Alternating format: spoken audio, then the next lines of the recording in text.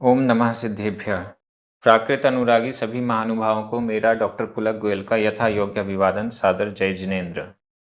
प्राकृत diploma course के अंतर्गत पाठ्य पुस्तक प्राकृत गद्य पद्य सौरभ भाग 2 का अध्ययन चल रहा है। इसका 5वां पाठ जो कि प्रवचन सार ग्रंथ से यहाँ पर उपस्थित है, आज यह पूर्ण होने वाला है। 12 गाथाएं हो चुकी हैं। आज के इस वीडियो के माध्यम से हम 3 गाथाओं का अध्ययन करेंगे, क्रमशः गाथा क्रमांक 13, 14 और 15। ये तीनों गाथाएं आचार्य कुंद स्वामी के द्वारा प्रवचन सारजी ग्रंथ में रचित हैं और बहुत महत्वपूर्ण भी हैं। गाथा क्रमांक 13 मूल ग्रंथ प्रवचन सार में दूसरे अधिकार की 101 नंबर की गाथा है।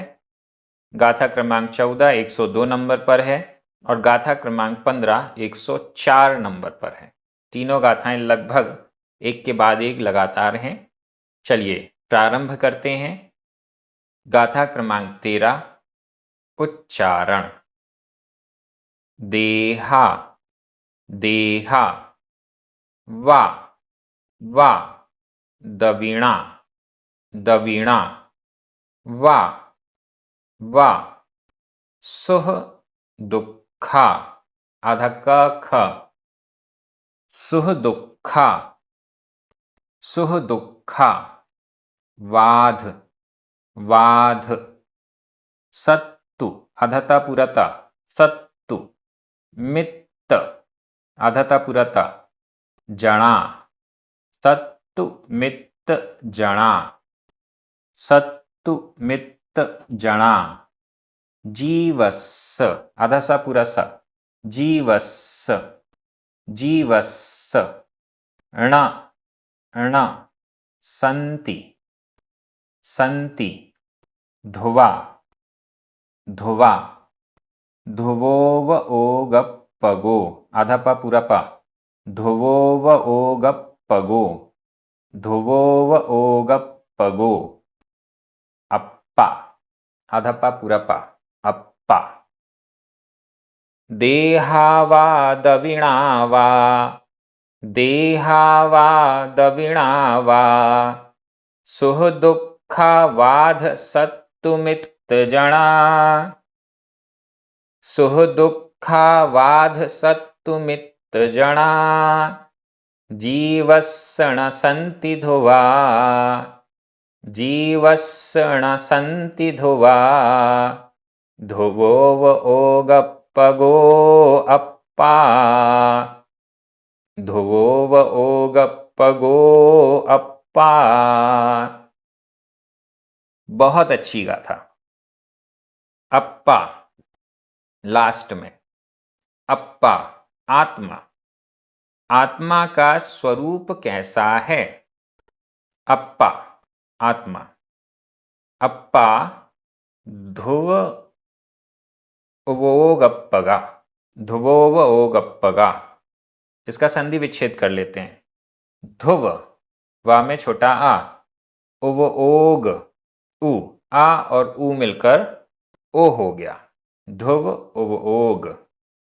इसके बाद अप्पगा, उव ओग, गा में छोटा आ, अप्पगा छोटा आ, दो छोटे आ मिलकर बड़ा आ हो गया। लेकिन आधा पा पूरा पा ये संयुक्त अक्षर है। संयुक्त अक्षर से पूर्व जो दीर्घ स्वर है वो भी ह्रस्व हो जाएगा, छोटा हो जाएगा। उवोग अप्पगा, अप्पगो, उवोग अप्पगो, ध्रुव उवोग अप्पगो, ध्रुव ध्रुव, अप्पा आत्मा ध्रुव, ध्रुव है, नित्य है, स्थायी है, हमेशा रहने वाली है। उवोग अप्पगो, उपयोग अप्पग आत्मक, उपयोगात्मक है। अप्पा आत्मा ध्रुव है, स्थायी है और उपयोग आत्मक है। उपयोग मतलब ज्ञान दर्शन, ज्ञान दर्शन को उपयोग कहते हैं, उपयोगात्मक है, ज्ञान दर्शन से युक्त है, स्थायी है और ज्ञान से युक्त है, ज्ञान स्वरूप वाली है। अप्पग आत्मक, ज्ञानात्मक, उपयोगात्मक, ज्ञानात्मक है, ज्ञान स्वरूप वाली है, ऐसी आत्मा है। देहा व देहा देह शरीर व अथवा दविणा द्रविण संपत्ति, ये सब बहुवचन में आए हैं। ये सभी जीवस्य न संति, नीचे ही चलते हैं। ये सभी देह आदि जो ऊपर की लाइन में कहे गए हैं, जीवस्य जीव के, आत्मा के, णा नहीं संति होते हैं, ध्रुवा ध्रुव रूप से, निश्चित रूप से, स्थायी नहीं होते हैं। जीवस्य जीव के, देहा देह आदि, णा नहीं संति होते हैं, ध्रुवा ध्रुव स्थायी नहीं होते हैं। कुछ समय के लिए ये सब चीजें मिलती हैं और फिर चली जाती हैं, स्थायी नहीं है जीव के साथ। इसलिए ये जीव का स्वरूप नहीं है। जीव का, आत्मा का स्वरूप देह नहीं है, दवण नहीं है, इत्यादि नहीं है। जीव का, आत्मा का स्वरूप तो ध्रुव निश्चय है और उपयोगात्मक ज्ञान स्वरूप वाला है। जीवस्य जीव के ण नहीं संति होते हैं, ध्रुवा ध्रुव रूप से, निश्चित रूप से। क्या क्या नहीं होते हैं? देहा देह शरीर, शरीर जीव का नहीं होता है, स्थायी नहीं होता है। स्थायी को पहले ले लें। देहा देह शरीर जीवस्य जीव के, ध्रुवा ध्रुव रूप से, न संति नहीं होते हैं, नहीं होता है। शरीर बहुत सारे बहुवचन में है, इसलिए नहीं होते हैं। वा अथवा दविणा द्रविण, द्रविण द्रविण का मतलब है संपत्ति, संपत्तियां, संपत्तियां, धन दौलत, ये सब भी जीव के ध्रुवा ध्रुव नहीं होते हैं, स्थायी नहीं होते हैं। वा अथवा सुख दुखा, सुख और दुख, इंद्रिय संबंधी सुख और दुख, ये भी जीव के स्थायी नहीं होते हैं। थोड़े समय के लिए सुख, थोड़े समय के लिए दुख, ये ही सब चलता रहता है संसार अवस्था में। वाद, यहां पर संधि विच्छेद कर लेते हैं। वा बड़ा आ, अध छोटा आ, बड़ा आ छोटा मिलकर बड़ा आ हो गया। वा अथवा अध और, या वाद का पूरा अर्थ ही है अथवा या और। सत्तु मित्त जना, सत्तु शत्रु, मित्त मित्र, जना जन, शत्रु और मित्र जन, शत्रु और मित्र जन। शत्रु भी ध्रुव नहीं है, कोई स्थायी शत्रु नहीं है। मित्र भी स्थायी नहीं है, कोई हमेशा मित्र रहने वाला नहीं है। शत्रु मित्र जन भी ध्रुव नहीं है जीव के। जीवस्य जीव के लिए ये सभी ध्रुवाणा ध्रुव नहीं हैं, चाहे शरीर हो, चाहे संपत्ति हो, सुख दुख हो, अथवा शत्रु मित्र जन हो, कोई भी ध्रुव नहीं है। आत्मा ही ध्रुव है, आत्मा ही ज्ञान स्वरूप वाली है, ऐसा यहां पर इस गाथा में कहा गया है। व्याकरण की दृष्टि से देख लेते हैं। देहा दविणा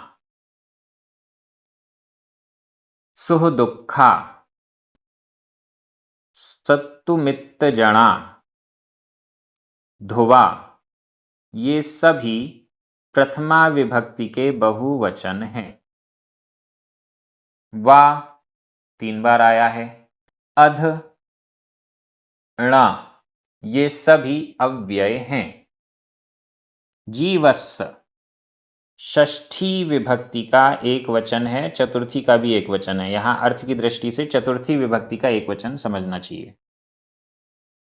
संति वर्तमान काल, अन्य पुरुष, बहुवचन का क्रिया रूप है। ध्रुवो ओगप्पगो और अप्पा, ये दोनों ही प्रथमा विभक्ति के एक वचन है। मैं एक बार हिंदी अर्थ कर रहा हूं, आपकी नजर प्राकृत शब्दों पर जानी चाहिए।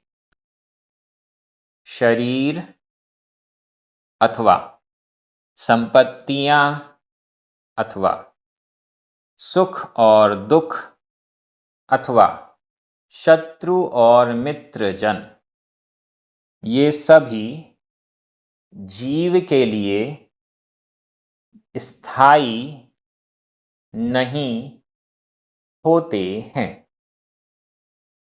आत्मा ध्रुव और उपयोग स्वरूप वाला है। बहुत अच्छी गाथा। अगली गाथा इससे जुड़ी हुई है, गाथा क्रमांक 14, उच्चारण। जो, जो, एवं, एवं, जानिता, आधाता पुरता, जानिता, जानिता, झादि, झादि, परम, परम, अपगम, अधप पुरप, अपगम, अपगम, विशुद्धप्पा, अधदध, अधप पुरप, विशुद्धप्पा, विशुद्धप्पा, सागारो, सागारो, नगारो, सागारोणागारो, सागारोणागारो। यहाँ आ का लोप हुआ इसलिए अवग्रह का चिन्ह है, लेकिन उच्चारण में अ नहीं आएगा। सागारोणागारो। खवेदी, सो, मोह दुग्गंठिम, आधा का पूरा ग, मोह दुग्गंठिम, मोह दुग्गंठिम। जो एवं जानिता, जो एवं जानिता, झादि परम अपगम विशुद्धप्पा, झादि परम अपगम विशुद्धप्पा, सागारोणागारो, सागारोणागारो, खवेदिशो मोह दुग्गंठिम, खवेदिशो मोह दुग्गंठिम। बहुत अच्छी गाथा।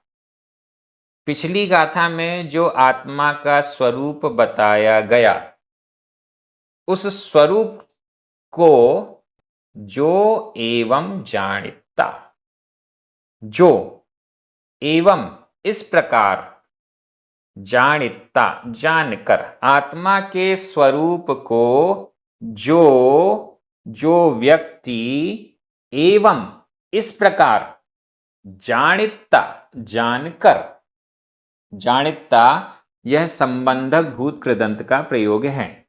जानिता जानकर, आत्मा के इस स्वरूप को, ऐसे स्वरूप को जानकर, एवं जानिता ऐसा जानकर, जो, जो ऐसा जानकर, जो कौन, जो की बात हो रही है, किस व्यक्ति की बात हो रही है? गृहस्थ की बात हो रही है या मुनि की बात हो रही है? नीचे लिखा हुआ है दूसरी लाइन में, सागारोणागारो, यहां संधि विच्छेद करना पड़ेगा, सागारो, और अणागारो, अणागारो, यहां अ का लोप हुआ है इसलिए अवग्रह का चिन्ह आया। सागारो, अणागारो, जो, सागारो, अणागारो, जो व्यक्ति चाहे सागार हो, गृहस्थ हो या अणागार हो, अनगार हो, मुनि हो। सागारो ग्रह सहित गृहस्थ, अणागारो ग्रह त्यागी, अनागार मुनि साधु।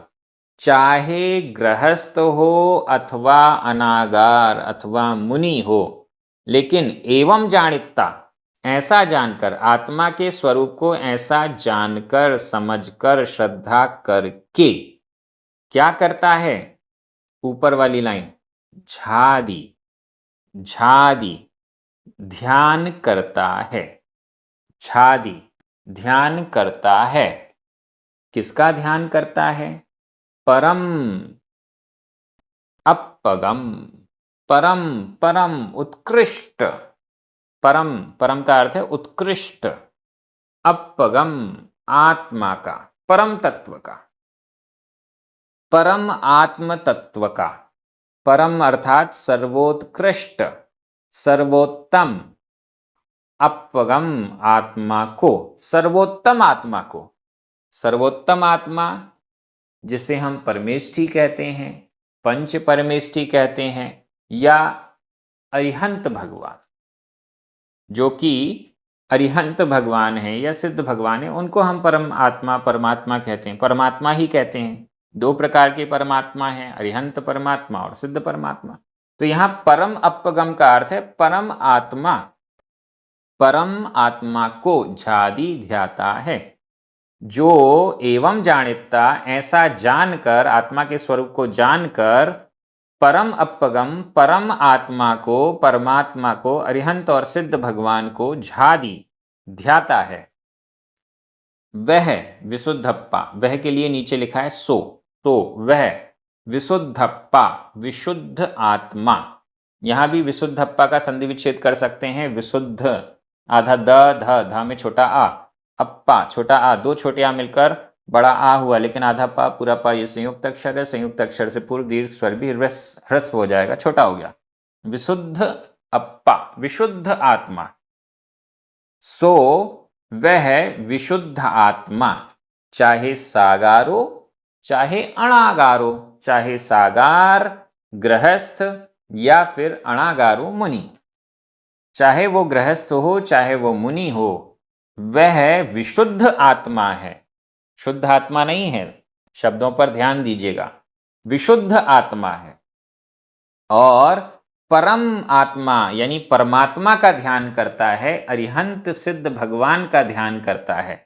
यहां भी शब्द को ध्यान से देखिए, परम आत्मा को ध्यान करता है, निज शुद्ध आत्मा को ध्यान नहीं करता, परमात्मा को ध्यान करता है, सिद्ध भगवान को ध्यान करता है, अरिहंत परमेष्टि को ध्यान करता है।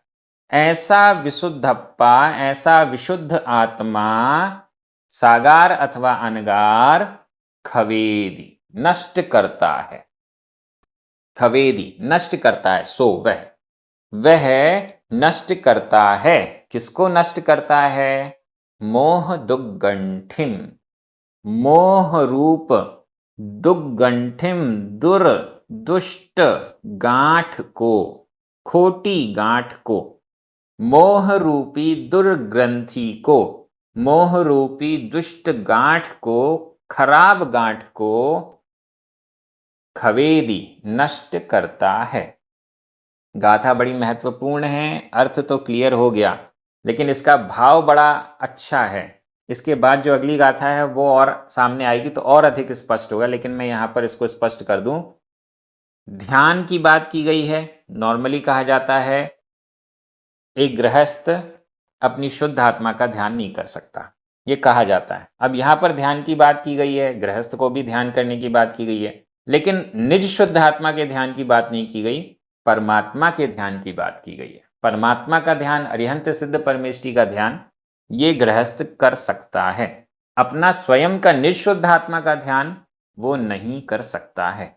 तो यहां पर परमात्मा के ध्यान की बात की गई है। विशुद्धप्पा कहा गया है, शुद्धप्पा शुद्धात्मा नहीं कहा, विशुद्ध आत्मा। विशुद्ध आत्मा का मतलब है वैराग्य युक्त, विशुद्धि वाला, विशुद्ध परिणामों वाला, ऐसा। तो शुद्ध नहीं है, विशुद्ध है, मतलब शुद्ध की ओर आगे बढ़ने का प्रयास कर रहा है। मोह रूपी दुर्ग्रंथि को नष्ट करने की बात की गई है। मोह को यानी मिथ्यात्व को अथवा चारित्र मोहिनी को भी, दर्शन मोहिनी और चारित्र मोहिनी दोनों को नष्ट करने की बात की गई। नष्ट करने का मतलब है कि वो व्यक्त नहीं होगी, उसका जो मोह है वो दूर होगा और मोह को दूर करके वो चारित्र को धारण करेगा, ऐसा भी। समस्त कर्मों को नष्ट करने की बात नहीं की गई है, क्योंकि गृहस्थ समस्त कर्मों को तो नष्ट कर नहीं सकता। दर्शन मोहिनी को नष्ट करके क्षयिक सम्यक दर्शन प्राप्त कर सकता है, लेकिन चारित्र मोहिनी को नष्ट करके क्षयिक चारित्र प्राप्त नहीं कर सकता। उसके लिए क्षयिक चारित्र प्राप्त करने के लिए पहले चारित्र अंगीकार करना होगा, मुनि बनना होगा, तब जाके वो कर पाएगा। तो ये चीजें इस गाथा से हमें थोड़ा स्पष्ट कर लेनी चाहिए, इसका गलत अर्थ ना लगाया जाए, इसलिए थोड़ा सा मैंने इसमें ज्यादा एक्सप्लेनेशन कर दिया है। व्याकरण की दृष्टि से देख लीजिए, जो, विशुद्धप्पा, सागारो, अणागारो, तो ये सभी प्रथमा विभक्ति के एक वचन है। एवं यह अव्यय है। जानिता संबंधक भूत कृदंत का प्रयोग है। झादी खवेदी वर्तमान काल अन्य पुरुष एक वचन का क्रिया रूप है। परम, अपगम, मोह दुग्गंठिम, ये सभी द्वितीया विभक्ति के एक वचन हैं। मैं हिंदी अर्थ कर रहा हूं, आपकी नजर प्राकृत शब्दों पर जानी चाहिए। इस प्रकार जानकर जो विशुद्ध आत्मा सागार, गृहस्थ अथवा साधु परम आत्मा अरिहंत सिद्ध भगवान को ध्याता है, वह मोह रूप दुर्ग्रंथि को नष्ट करता है। बहुत अच्छी गाथा। अगली गाथा भी बहुत अच्छी है। प्रवचन सार से ये अंतिम गाथा यहां पर चयनित होकर आई है। गाथा क्रमांक 15। उच्चारण। जो खविद मोह कलुषो, खविद मोह कलुषो, खविद मोह कलुषो, विषय विरत्तो, आधाता पुराता, विषय विरत्तो,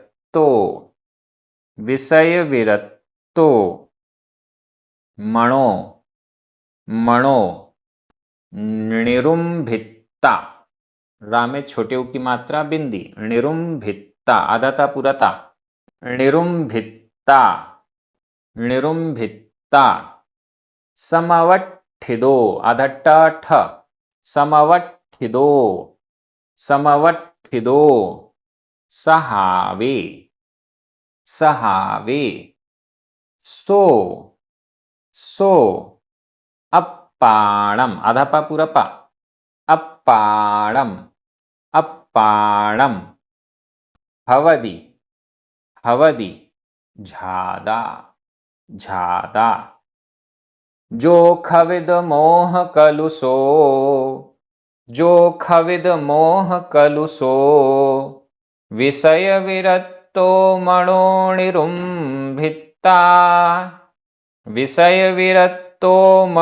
निरुंभित्ता, समवट्ठिदो सहावे, सो अप्पाणम हवदि झादा,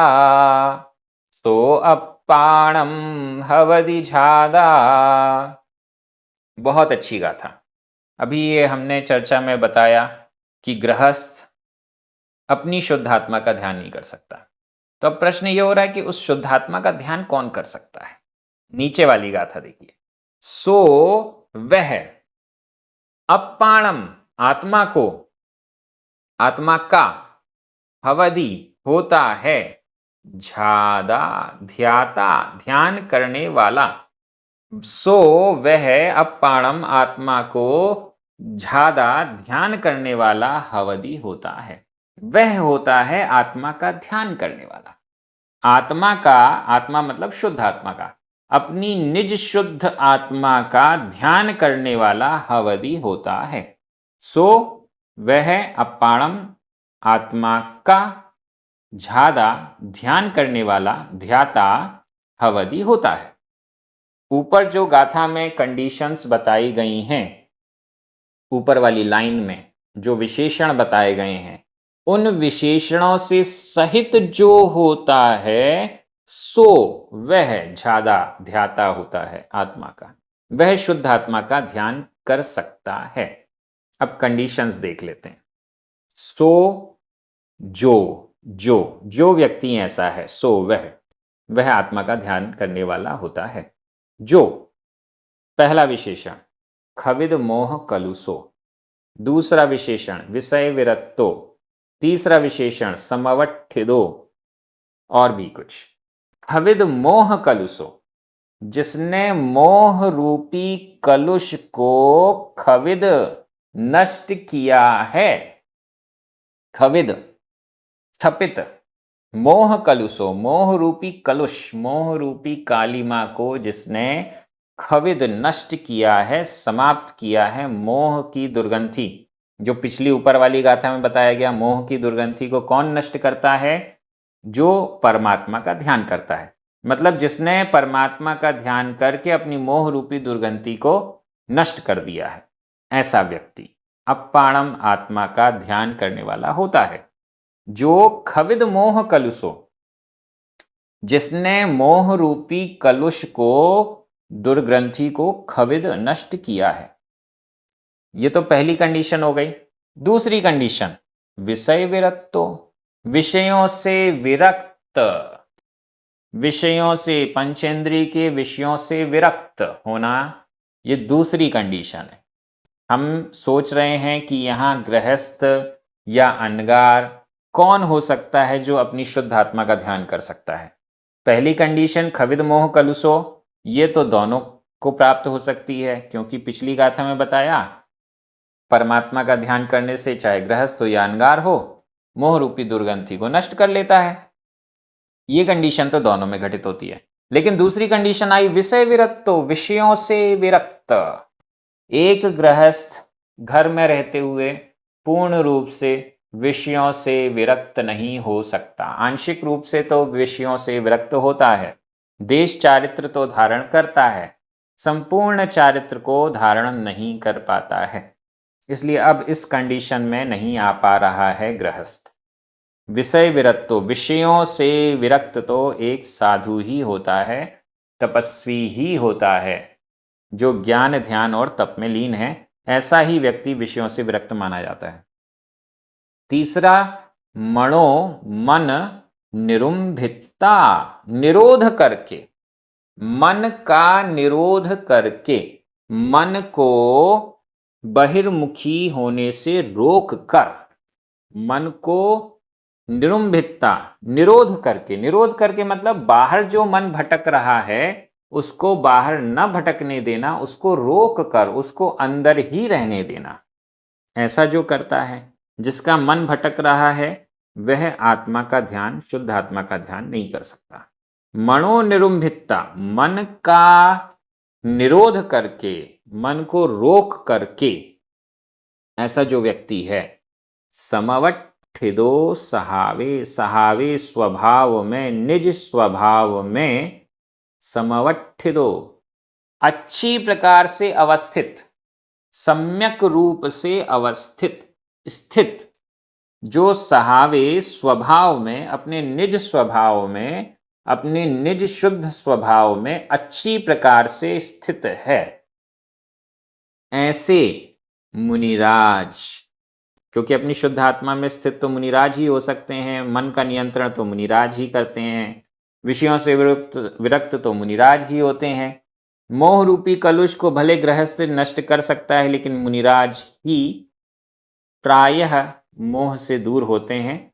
गृहस्थ तो मोह माया में फंसा हुआ है, ममत्व परिणाम से सहित होता है, राग द्वेष से सहित होता है। इन सभी दृष्टियों से जो व्यक्ति सहित है, सो वह अपाणम आत्मा को ज्यादा ध्यान करने वाला हवदी होता है। ऐसा मुनि, ऐसा साधु अपनी आत्मा का ध्यान करता है। ये बात यहाँ पर क्लियर हुई। बहुत अच्छी गाथाएं यहाँ हमें प्रवचन सार से मिली हैं। व्याकरण की दृष्टि से देख लेते हैं।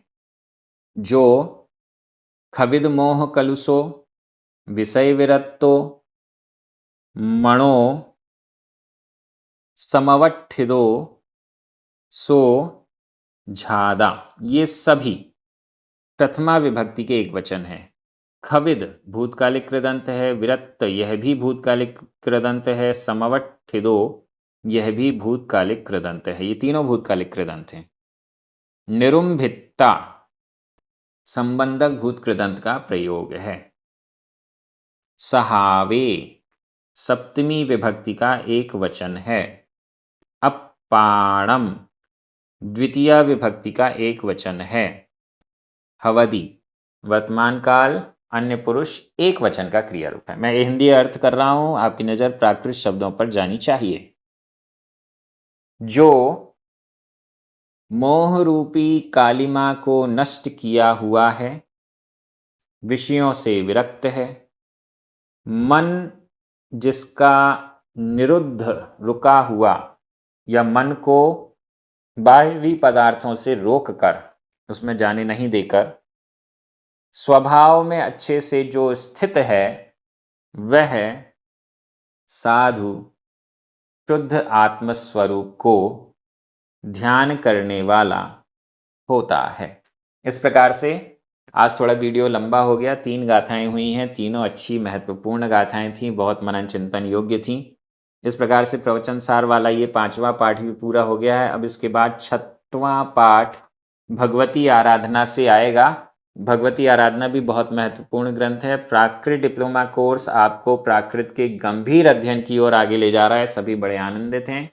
सभी को जय जिनेंद्र।